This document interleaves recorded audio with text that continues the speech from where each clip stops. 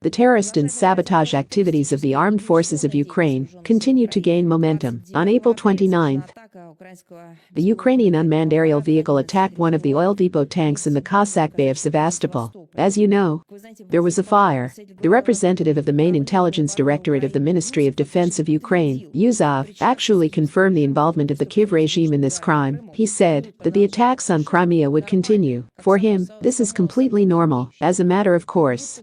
It is as if Crimea is some kind of deserted object, as if it is some kind of uninhabited area,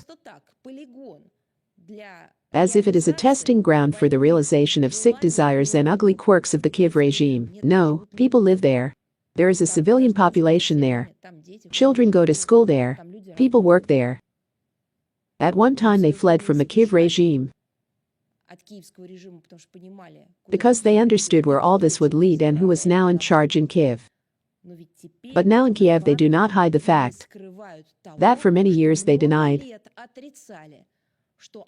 that they simply want to wipe off the face of the earth everything that does not obey them, everything that is not included in their picture of the world. By the way,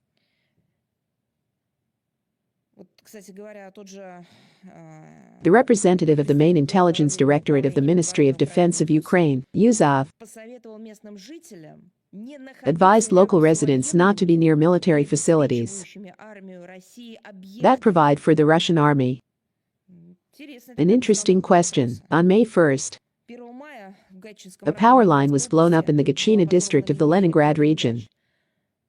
The second explosive device was defused on the same day in the Bryansk region as a result of sabotage. A freight train en route from Gomel, which was transporting fuel and lubricants and building materials, crashed. The locomotive and several other wagons derailed. Luckily, we managed to avoid casualties among the Belarusian Brigade of Machinists. I would like to draw your attention to the fact that additional information was given today through our relevant departments and bodies on Sevastopol. We will definitely incorporate these references into the text of today's briefing, which provided new detailed information and data on the plot related to the sabotage activities of Ukraine in the context of Sevastopol. We drew attention to yet another clumsy attempt by the Kyiv regime to shift responsibility for the unprofessional operation of its own air defense system to Russia. On the night of April 28, while repulsing a Russian attack on military targets in Uman, one of the Ukrainian missiles hit a residential building and caused the death of 17 people. Unfortunately, similar tragedies have happened before. But every time the authorities of Ukraine, in fact, they are not the authorities of Ukraine. This is the Kiev regime, which is trying to behave as if they are the authorities of Ukraine. But in fact it is a lawless, terrorist, extremist regime, which conducts relevant activities. So, in Kiev, every time they lie to their fellow citizens, afraid to confess to them the true reasons for what happened, what they just do not come up with every time. Even more cynical is their desire to use what happened for propaganda purposes. In particular, in Kiev, without a twinge of conscience, they called the aforementioned terrorist attack by Ukraine on the oil depot in Sevastopol, I apologize, but this is a direct quote, they called it God's punishment for human. And this is said by those who have been waging a fierce long-term struggle. In this case, the word long-term is probably the key word. That is not associated with a special military operation. For many years they simply destroy the canonical Orthodox Church. They persecute its ministers and laity. They violate all the norms of human morality and the commandments of Christ. Nothing sacred for Ukrainian neo-Nazis has long been left. It seems to me that everything became clear after the tragedy in Odessa. We are here with the whole world, which really has a memory, a consciousness and a soul. We commemorated the victims of the tragedy of the House of Trade Unions in Odessa. Maybe you heard something from the Kyiv regime about this? Is it possible that somewhere there, in the depths of humanitarian and international organizations, something was said and done? Maybe there was an appeal to the Kiev regime to finally find those who are guilty of that tragedy every day.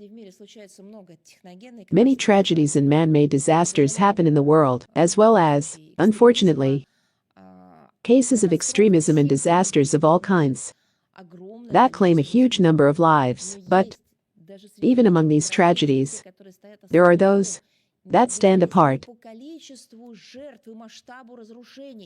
standing out not in terms of the number of victims and the scale of destruction,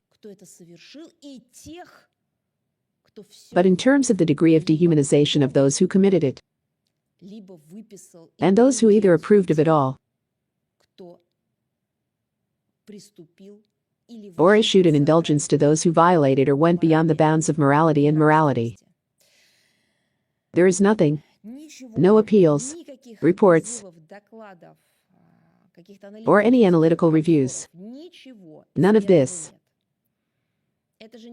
This is not a PR company called Butcha. These were real tragic events in the House of Trade Unions in Odessa. All these years that have passed since that tragedy, in this hall, at the sites of international organizations, at all press conferences, at all symposiums, at international seminars, the Russian side repeated,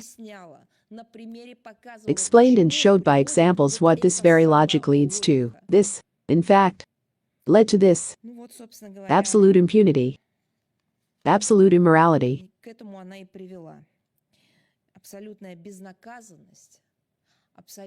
which affected all spheres of life under the leadership of the so-called Kiev regime. All this created a terrible thing with this country.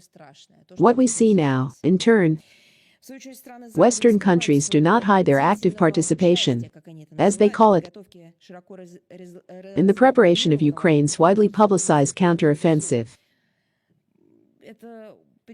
This goes beyond all reasonable limits. The transfer to the Kiev regime of ammunition stored in the warehouses of the countries of the European Union is in full swing. They have already been shipped for more than 600 million euros, and they plan to bring this to 1 billion euros. In the future, the EU intends to increase military production capacity to provide Ukraine with additional weapons. Of course, Germany has been especially trying lately. Its Minister of Defense Pistorius announced the delivery of an additional 80 Leopard 1 tanks from the middle of this year. In the near future, the Germans will begin training more than 100 Ukrainian servicemen in handling them. It is clear what kind of heavy equipment it is, and against whom it will be directed. It is obvious. This is not a question of training, not the exchange of experience. This is a question of extermination of people in the conflict zone, by the way, from both sides.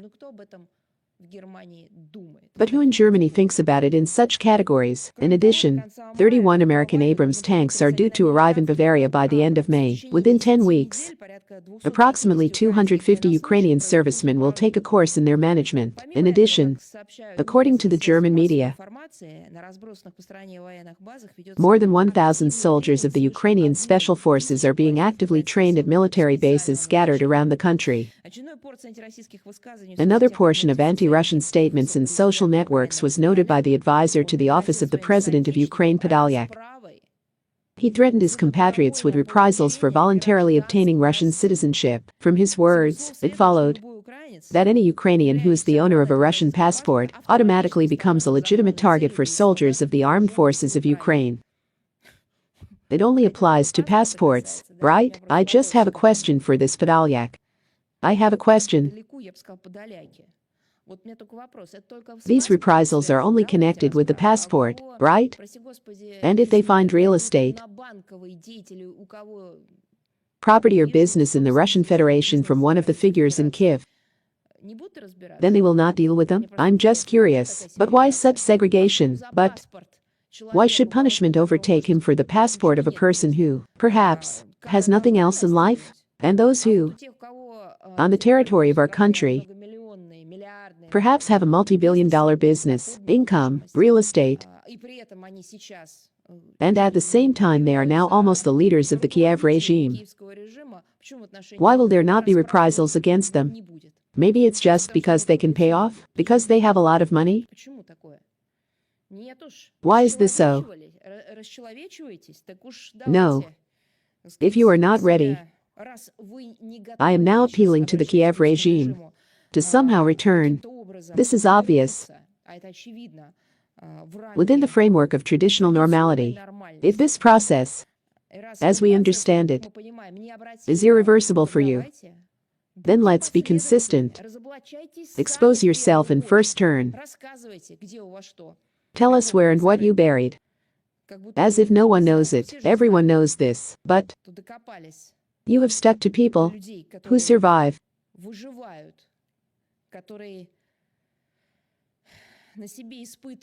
And who have experienced for many years the experiments of the West on the territory of Ukraine. Have you taken them on now? I'm not even talking so much about high politics now, or about human rights. I'm talking about the essence of the survival of many people, apparently. Podolyak was never able to understand why the inhabitants of the former territories of Ukraine, Crimea, DPR, LHP, Zaporozhye and Kherson regions refused to be part of it and decided to link their future with their historical homeland, with Russia.